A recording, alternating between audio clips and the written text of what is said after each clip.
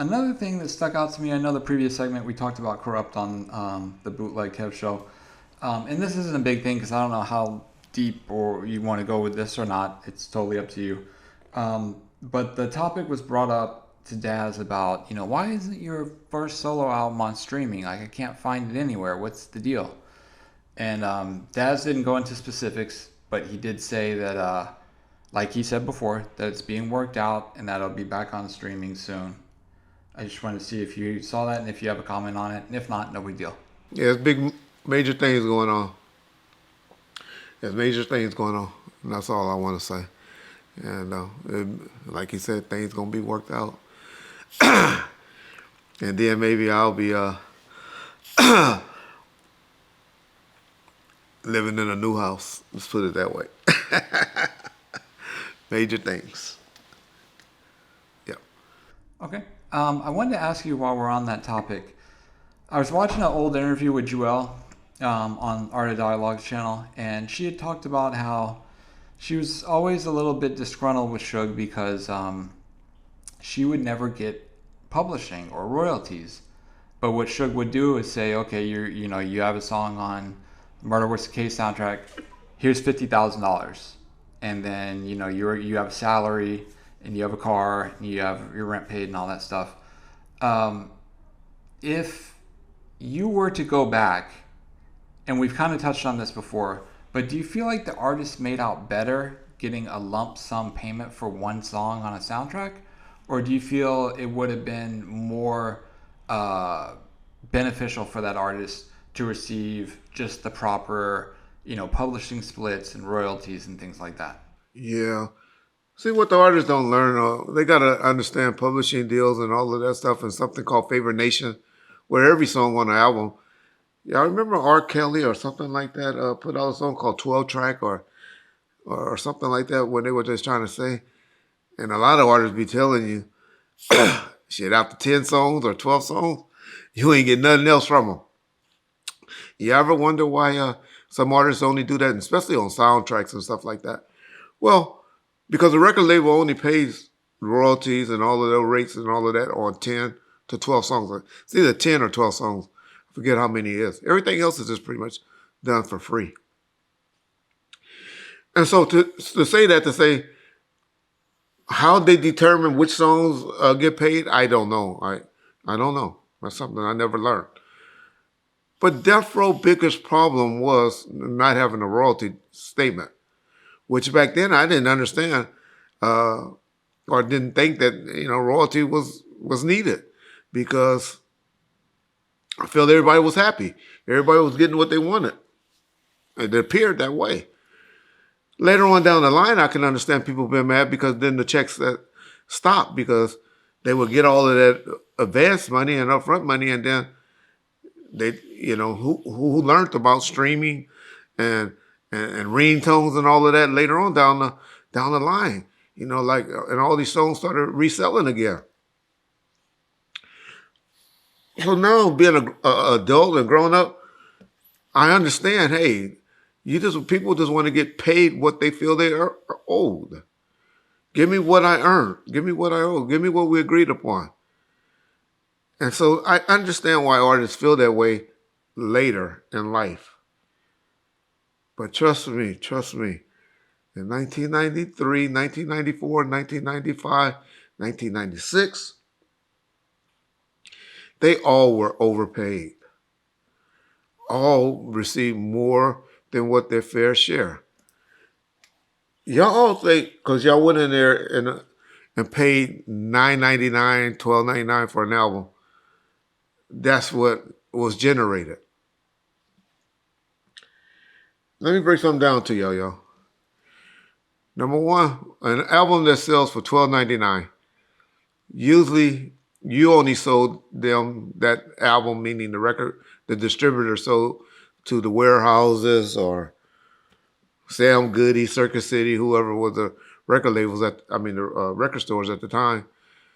They probably paid like $7, $8 for that particular CD.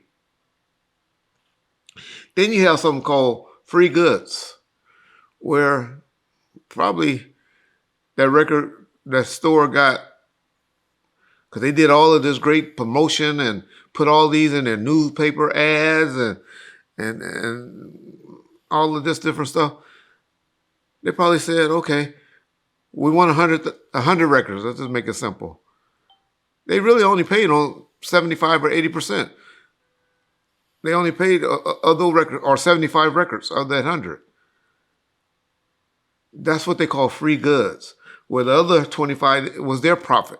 That's how they were able to pay for their employees and make good money and all of that for running it in the ads. The Circuit City paper, you remember they used to come out, or the Best Buy ad paper that used to come out, or when you walked into the Circuit City or Best Buy, it was on the end cap or on that big old wall they used to have. You remember the Sam Goodies used to have the little headphones was for the top 10 songs and stuff you can go listen to on the wall and all of that. So you had all of that particular stuff. So my point is, you're lucky. You're lucky after everybody get paid and all of that as an artist. If you made 80 cents to $1.25 each record. Each record. But then guess what you're responsible for? You're responsible to pay that producer all of that fee. Right? All of that $1.25. Usually a producer, a top-rate producer, was getting 4% on each song that they did. Most were 2 to 3%. So you were responsible to pay for that. Guess what else you were responsible to pay for? The video that was done on that. So you have all type of fees that were coming out of your percentage, where generally, I'll be honest, the only way you really made money was off of your publishing. If you didn't have a 50-50 publishing deal with anyone, not just your label. Suge was in a unique situation or Puffy and them, where they had 50-50 deals with a lot of their artists and stuff.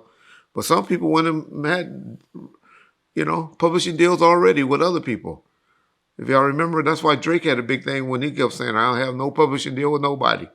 All my stuff is independent. I never signed a deal. When I remember before he had a deal, he used to brag about that all the time. So that's why the money is generally where you make is from doing shows. Back then, you very rarely heard of artists doing arena shows. It was usually like private clubs, 5,000 people. They were making anywhere from $5,000 to $50,000 a show. If they got into arena, which they have some arena shows, they'll make about $100,000, $125,000 a show. But you had all the expenses. You had to pay for the production people. You had a whole bunch of expenses coming out of there. But that's generally where people were making their money. Now the arenas are allowing people into their, letting the artists and hip hop and R&B singers into their arenas. And so you can get a lot of big shows and tours going on now. But back then, the only ones was touring like that was Michael and people like that. Mainly the artists were, if they were lucky, was getting in the House of Blues. Death Row was the first gangster rap act that were able to get into the House of Blues. They were and that was in 96 when they did that particular show. And so, you had groups like the Fugees and all of them, Tretch and them used to go and perform, but that all came later after Death Row had started that. Before that, it was just like R&B groups that were Adina Howard, the Fugees, and stuff like that used to be able to get in the House of Blues. So my point is, yeah, if people would have actually saw the breakdown, the statements and all of that, I think a lot of them would have been what they call an unrecouped status. Y'all remember in the movie New Edition? When they brought the check to them after they did all that touring and stuff? And they said their first check was $1, $1 something each. You remember they got there? But the good thing about that, what most people didn't catch, they wasn't unrecouped. Most artists usually be in an unrecouped status still. And for them to get a check for $1, $2 or whatever they got, it showed that they had recouped everything That's generally how it happens, y'all. And it's unfortunate. Uh, Things have gotten better. That's why you have all the artists like Drake and Rick and everybody that's living good and looking good. But y'all go look at your old artists. If they keep it real to how they really living, yeah, that's all I'll say. They not living like y'all think. I still wanna. I was looking at Fat Joe sitting on the sidelines at uh at the New York Knicks game in a nice Gucci outfit, and I was saying to myself, damn, how is Fat Joe still living to maintain like that? Because he's not making no major songs or whatever. But then I remember he had the group, and so he's probably living off a little bit of their publishing and stuff like that. But y'all really think Remy Ma want to be doing the love and hip hop shows and all of that? Just look at your artists. Just look at them.